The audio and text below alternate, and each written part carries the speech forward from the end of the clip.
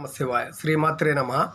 ఈరోజు ముఖ్యంగా మనము జ్యోతిషం వాస్తు పరిజ్ఞానంలో ఘాతవారము, ఘాత తిథి, ఘాత నక్షత్రము అంటే ఏందో తెలుసుకుందాం. ముఖ్యంగా ఎవరైనా కూడా ఒక శుభకార్యాన్ని, గృహ నిర్మాణం కానివ్వండి, లేదా ఒక వాహనం కొనుగోలు కానివ్వండి, లేదా ఏదైనా ఒక పెద్ద యంత్రము కొనుగోలు చేయటం కానివ్వండి, ప్రతి శుభకార్యానికి ఏదైనా విద్యార్థులైతే అడ్మిషన్ తీసుకోవటము, లేదా వ్యాపారస్తులైతే వ్యాపారం స్టార్ట్ చేయటము, ఏదైనా ఒక నూతన కార్యక్రమాన్ని మనము చేసే ముందర మనకి ప్రతికూలమైన దినాలు, ప్రతికూలమైన తిథులు, నక్షత్రాలు ఉంటాయి.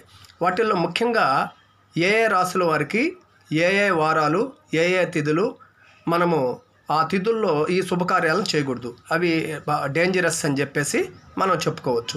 ముఖ్యంగా మన పురాతన గ్రంథాల్లో ఈ ఘాత వారాలు, ఘాత తిథుల్ని చెప్పడం జరిగింది.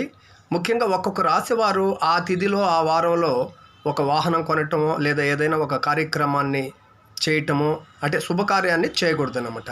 ముఖ్యంగా మేషరాశి వారు ఏరీస్ ఆదివారం వీళ్ళకి ప్రతికూలమైంది, ఘాతవారం అంటాము. ముఖ్యంగా వీళ్ళకి మఖా నక్షత్రము కూడా ఘాత నక్షత్రం చెప్పచ్చు. 1, 6, 11, 1 అంటే పాడ్యమి, 6 అంటే షష్ఠి, 11 అంటే ఏకాదశి. ఈ తిథుల్లో వాళ్ళు వాహనం కొనటం కానివ్వండి, గృహ నిర్మాణం చేయటం కానివ్వండి చేయకూడదు. ఇకపోతే వృషభ రాశి, టారస్. ఈ టారస్ అనే రాశి వాళ్ళకి ముఖ్యంగా శనివారం వీళ్ళకి మంచిది కాదు. శనివారం ఈ వృషభ రాశి వాళ్ళు వాహనం కొనటం కానివ్వండి, లేదా గృహ నిర్మాణం ప్రారంభించడం కానివ్వండి, ఇవి చేయకూడదు. దీంతోపాటు వీళ్ళకి హస్త నక్షత్రం కూడా ప్రతికూలమైనదిగా ఘాత తిథి నక్షత్రంగా చెప్పవచ్చు. తర్వాత 5, 10, 15 ఈ తిథులు ఈ తిథుల్లో వీళ్ళు ఏ శుభకార్యాన్ని పాటించకూడదు.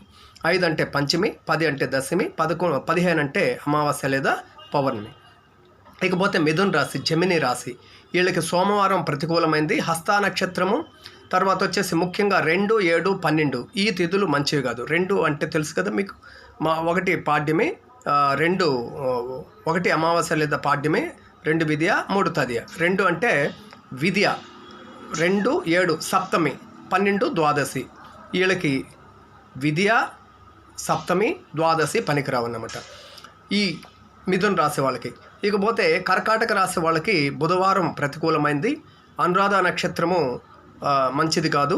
తర్వాత 2, 7, 12 తిథులు వీళ్ళు కూడా ఏ శుభకార్యాన్ని, వాహనం కొనుగోలు చేయటం కానీ ఇలాంటివి విష్కరించాలి. ఇకపోతే సింహరాశి వాళ్ళు, సింహరాశి వాళ్ళకి శనివారం మంచిది కాదు, వీళ్ళకి మూలా నక్షత్రం మంచిది కాదు. తర్వాత 2 ఈ సింహరాశి వాళ్ళకి మూలా నక్షత్రంలో ప్రతికూలమైనదిగా చెప్పుకోవచ్చు. 3, 8, 11 తిథులు వీళ్ళకి ప్రతికూలమైన తిథులుగా మనం చెప్పుకోవచ్చు. తర్వాత ఇకపోతే కన్యా రాశి, విర్గో అంటాము. వీళ్ళకి శనివారం ప్రతికూలమైంది, శ్రవణ నక్షత్రం ప్రతికూలమైంది. ముఖ్యంగా ఈ తిథులు వచ్చే లోపల కన్యారాశి వాళ్ళకి 5, 10, 15 తిథుల్ని విష్కరించాలి. ఇకపోతే తులారాశి, లిబ్రా, వీళ్ళకి గురువారము విసర్జించాలి. శతభిష నక్షత్రం వీళ్ళకి ప్రతికూలమైంది. తర్వాత 4, 9, 14 తిథుల్ని వీళ్ళు విష్కరించాలి. ఇకపోతే వృశ్చిక రాశి, స్కార్పియో, వీళ్ళకి శుక్రవారం ప్రతికూలమైంది. రేవతి నక్షత్రం, ఆ రోజున వీళ్ళు ఏ కార్యక్రమాన్ని చేయకూడదు. 1, 6, 11 తిథులు వీళ్ళకి ప్రతికూలమైనగా చెప్పుకోవచ్చు. ఇకపోతే ధనుసు రాశి, సాగిటారియస్ అంటాము. వీళ్ళకి ధనుసు రాశి వాళ్ళకి శుక్రవారము, భరిణి నక్షత్రము, 3, 8, 11 తిథులు విసర్జించవలసిన తిథులు, ఆ తిథుల్లో వాళ్ళు చేయకూడదు. ఇకపోతే మకర రాశి, క్యాప్రికార్న్ అంటాము. వీళ్ళకి మంగళవారము, రోహిణి నక్షత్రము, 4, 9, 14 తిథులు ప్రతికూలమైనగా చెప్పవచ్చు. ఆ టైంలో వీళ్ళు ఏ కార్యక్రమాన్ని చేయకూడదు అనమాట, అంటే నూతన కార్యక్రమం, శుభకార్యం. ఇకపోతే కుంభరాశి, ఆక్వారియస్ అంటాము. వీళ్ళకి గురువారం ప్రతికూలమైంది, ఆరుద్ర నక్షత్రము, 3, 8, 13 తిథులు ప్రతికూలమైనగా చెప్పుకోవచ్చు. ఇక చివరి రాశి మీనరాశి, పైసిస్.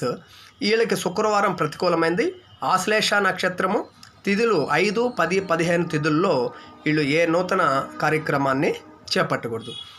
ఇవి ఘాత వారములు, ఘాత నక్షత్రములు, ఘాత తిథుల్ని ప్రధానంగా మనం గుర్తుపెట్టుకోవాలి. ఏదైనా ఒక వాహనం కొనుగోలు చేయటం, ఒక గృహాన్ని నిర్మించుకోవటం, లేదా ఏదైనా కూడా ఒక శుభకార్యాన్ని మనం ప్రారంభించేటప్పుడు ఈ ఘాత తిథులు, ఘాత వారాల్లో ప్రారంభించినట్లయితే అక్కడ ప్రతికూలమైనటువంటి పరిస్థితులు ఏర్పడతాయని చెప్పి శాస్త్రము తెలియజేయడం జరుగుతుంది. కాబట్టి ముఖ్యంగా ఈ ప్రతికూలమైన తిథులు నక్షత్రాలు వారాలను మనం విసర్జించి మిగతా తిథులు మిగతా వారాలు మనకి అనుకూలం కాబట్టి ఆయా రాశుల వారికి అప్పుడు ప్రారంభించడం మంచిది.